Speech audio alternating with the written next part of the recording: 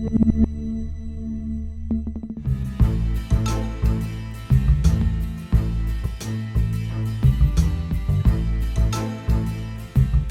patients qui sont atteints de Covid et qui font des formes sévères, qui vont être hospitalisés en réanimation, vont être ce que tout le monde sait, ce que vous savez, de nombreuses semaines intubés, ventilés, vont faire des complications respiratoires très sévères, vont être en coma artificiel.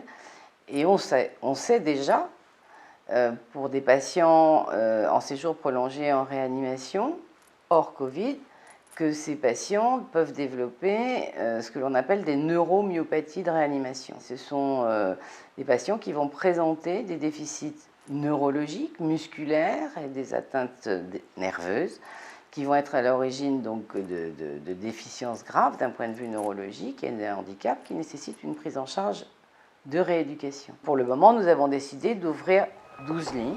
Quelques mouvements de jambes. Vous avez marché sur quelle distance à peu près? De la fenêtre à la porte, Ok, l'aller-retour. Ah bon, très bien. On fera juste une échographie des poumons, du diaphragme. C'est le muscle qui est principal pour inspirer. On a l'habitude de prendre des patients qui sortent des services de réanimation, qui ont besoin de prise en charge rééducative, que ce soit respiratoire ou neurologique. Et dans ce contexte, c'était logique pour faire ça. L'idée, c'est de prendre en charge ces patients très précocement, dès qu'ils sont soit en cours de sevrage ou une ébauche de sevrage, notamment sur une trachéotomie, et on prend ces patients trachéotomisés, ventilés, de façon précoce, dans un service que l'on appelle de post-réanimation, qui est en médecine physique et réadaptation. À l'entrée du service, on a installé un mini plateau de rééducation avec les barres parallèles, la table de verticalisation.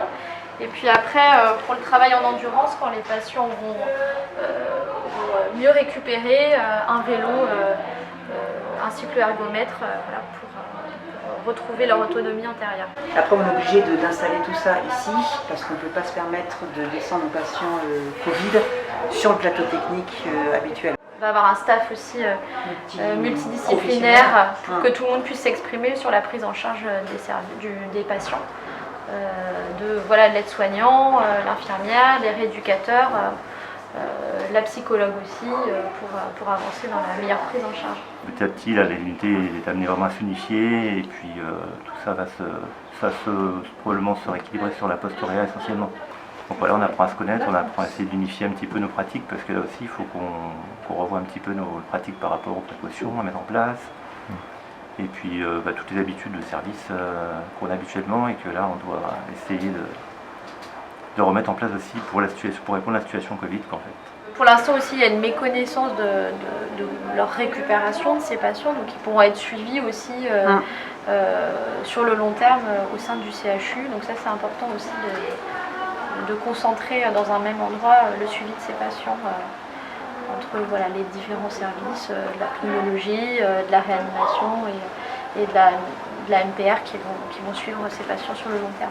C'est une unité aussi, ce que je voulais vous dire, qui a une vocation à répondre à plus que le territoire de Nantes. Et donc là, on a décidé de répondre aux besoins aussi, si nécessaire, de la réanimation de Saint-Nazaire et de la réanimation de La Roche-sur-Yon. C'est une unité qui va être éphémère puisqu'elle a pris place le 27 avril et fermera en septembre puisque tout le monde reprendra ses activités, j'espère, s'il n'y a pas de deuxième vague. Enfin, elle sera là le temps qu'il faudra.